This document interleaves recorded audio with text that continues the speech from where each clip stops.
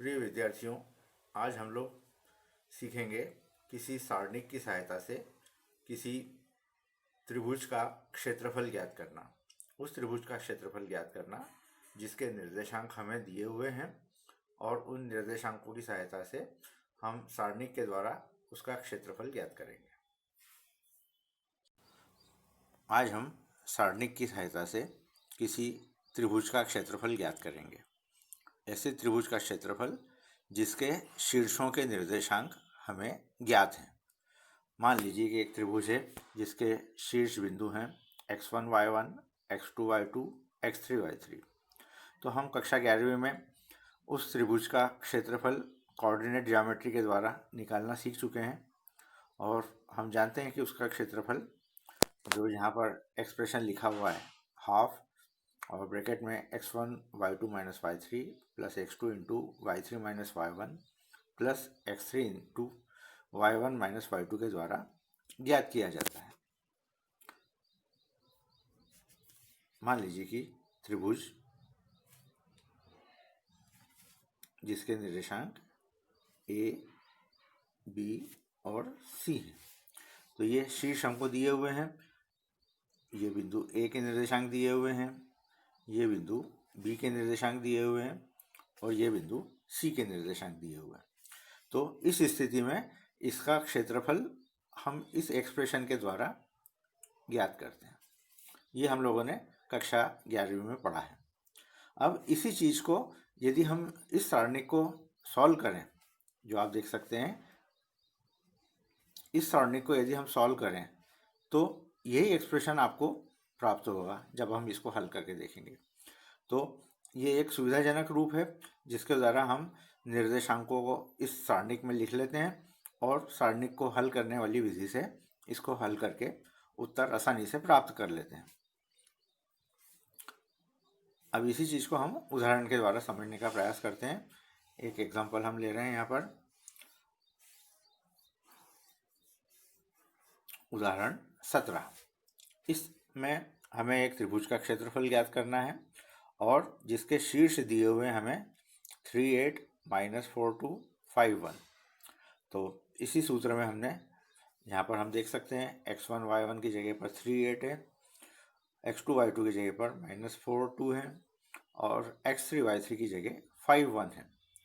तो त्रिभुज के क्षेत्रफल के सूत्र में हमने x1 y1, x2 y2, x3 y3 के मान रख दिए और इसके बाद में इस डिटरमिनेंट को सॉल्व कर लिया।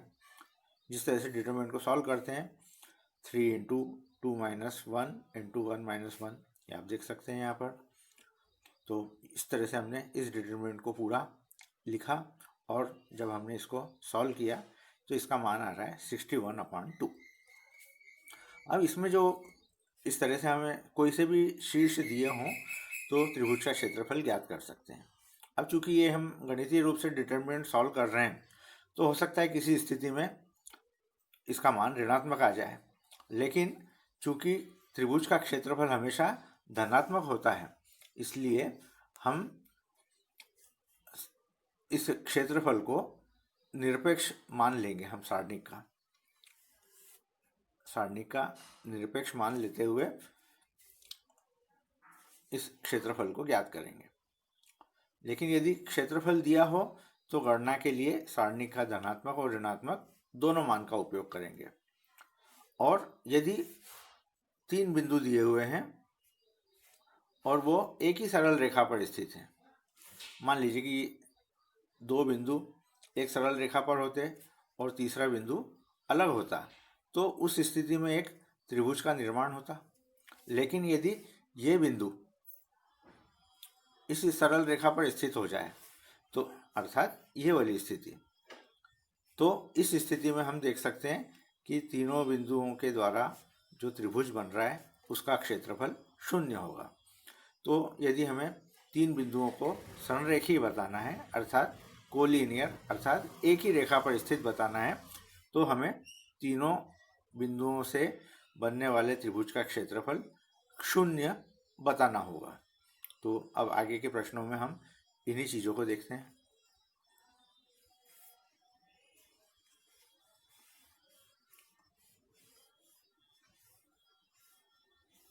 अब आपके सामने है प्रश्नावली 4.3।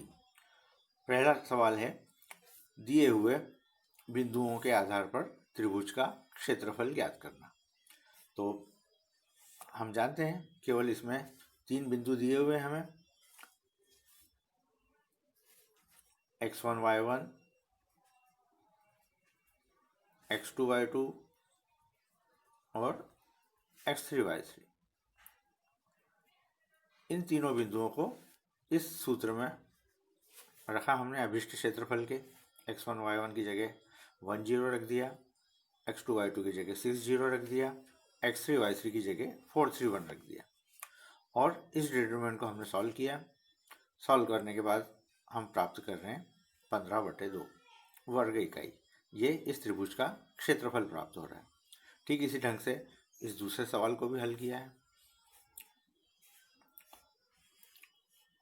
और इसी तरह से तीसरे सवाल को हल किया है। अब मान लीजिए कि तीसरे सवाल में डिटरमिनेंट को हल करने के बाद में -30 आ रहा है, लेकिन हम देख चुके हैं क्षेत्रफल हमेशा धनात्मक लिया जाता है, धनात्मक क्वांटिटी होती है, इसलिए इसका मान धनात्मक लेते हुए हल किया तो 15 वर्ग इकाई के रूप में प्राप्त हो रहा है। अगला प्रश्न देखें हम, जो हम बात कर रहे थे अभी कि संरेखी सिद्ध करने में भी हम त्रिभुज के क्षेत्रफल का उपयोग करते हैं। तो हमें 3 बिंदु दिए हुए हैं और हमें सिद्ध करना है कि ये संरेखी है। तो हम सबसे पहले त्रिभुज का क्षेत्रफल ज्ञात करेंगे। त्रिभुज के क्षेत्रफल का सूत्र होता है x1 y1, x2 y2, x3 y3 और तीसरा कॉलम 1 1 1। तो x1 y1 की जगह हमने रख दिया a b + c, b coordinate x2 y2 की जगह रख दिया और c कोऑर्डिनेट x3 y3 की जगह रख दिया और इस डिटरमिनेंट को हमने सॉल्व किया। देख सकते हैं कि इस स्टेप में हमने मान रखा और इस स्टेप में हमने इसका प्रसार किया। प्रसार करने के बाद में इसको हमने सिंप्लीफाई किया। सिंप्लीफाई जिस तरह से हम करते हैं, a का अंदर गुणा किया ac + a²। इसी तरह से यहाँ पर हमने a का गुणा किया और पूरे एक्सप्रेशन को जब हमने सॉल्व किया तो ये स्टेप प्राप्त हो रही है। इसको भी हमने और सॉल्व किया तो हम देख रहे हैं कि सारे अवयव आपस में एक दूसरे से कैंसिल हो रहे हैं। ये +ac से -ac कैंसिल हो रहा है, +c² से -c² कैंसिल हो रहा है, -ab से +ab और b² से -b²। इस तरह हम देख रहे हैं कि सारे एलिमेंट्स कैंसिल हो गए हैं और हमें उत्तर 0 प्राप्त हो रहा है। तो त्रिभुज ABC का क्षेत्रफल 0 अर्थात दिए हुए बिंदु संरेखी है। ये हमने सिद्ध कर दिया। अगला प्रश्न देखें हम, इसमें हमें k का मान ज्ञात करना है यदि त्रिभुजों का क्षेत्रफल 4 वर्ग इकाई हो। अब पहली स्थिति देखें हम कि यहाँ पर हमें त्रिभुज का क्षेत्रफल दिया हुआ है और बिंदु दिए हुए हैं। तो हम सबसे पहले तो त्रिभुज के क्षेत्रफल का सूत्र देखें। ये त्रिभुज का क्षेत्रफल का सूत्र है। इसमें हमने इन बिंदुओं को रखा, x1 y1 की जगह k0, x2 y2 की जगह 4 0 और x3 y3 की जगह 0 2। इन मानों को हमने रखा लेफ्ट हैंड साइड में और राइट हैंड साइड में हमें इसका क्षेत्रफल 4 दिया हुआ है, तो ये हमने 4 रखा है यहाँ पर। अब इसको हमने सॉल्व किया, 1/2 का दोनों पक्षों में गुणा किया, 2 का दोनों पक्षों में गुणा किया, तो 1/2 से 2 कैंसिल हो जाएगा और राइट हैंड साइड में 2 का गुणा 4 में हो जाएगा, तो 8 मिल रहा है हमें। और लेफ्ट हैंड साइड में इस डिटरमिनेंट को एक्सपांड कर दिया और इसको पूरा हल करने के बाद में हम देख रहे हैं कि k का मान 2 मान हमें प्राप्त हो रहे हैं। एक तो हो रहा है k = 0 और दूसरा मान मिल रहा है -8। तो इस तरह से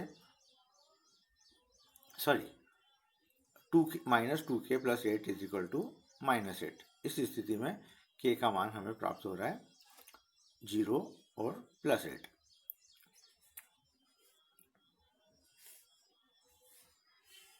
इसी प्रकार से दूसरे प्रश्न में भी लेफ्ट हैंड साइड में x1 y1, x2 y2, x3 y3 के मान रखें और राइट हैंड साइड में दिया हुआ क्षेत्रफल रखा और इसके बाद में हल करने के बाद में उत्तर हमें के का मान प्राप्त हो रहा है।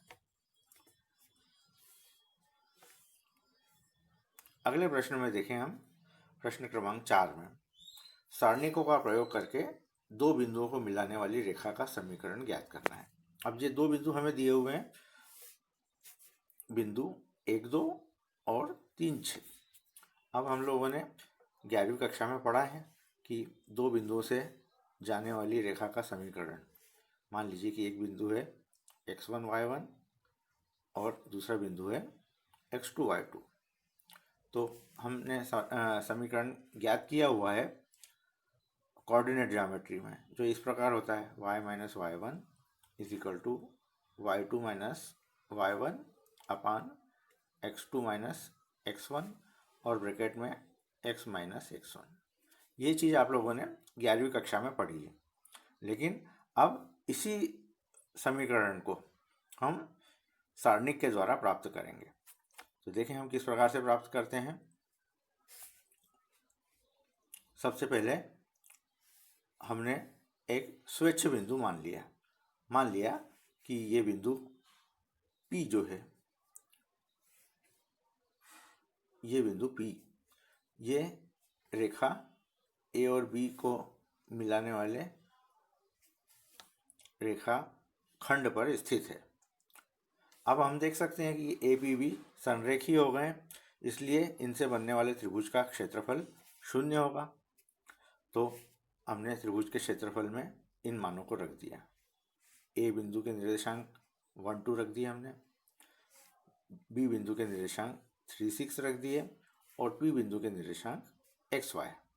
अब हम जानते हैं कि त्रिभुज का क्षेत्रफल यदि हमें ज्ञात करना है तो x1 y1, x2 y2, x3 y3 किसी भी क्रम में रखे जा सकते हैं, और किसी भी क्रम में रखने पर भी त्रिभुज के क्षेत्रफल में कोई अंतर नहीं पड़ना है। तो ये हमने बराबर 0 रखा और इसको हमने सॉल्व कर लिया। सॉल्व करने के बाद में जो x और y में समीकरण प्राप्त हो रही है वो ये वाली प्राप्त हो रही है, अर्थात हमने उस सरल रेखा का समीकरण सारणिक के द्वारा प्राप्त कर लिया है। ठीक इसी ढंग से अगला प्रश्न आप लोग स्वयं हल करके देख सकते हैं।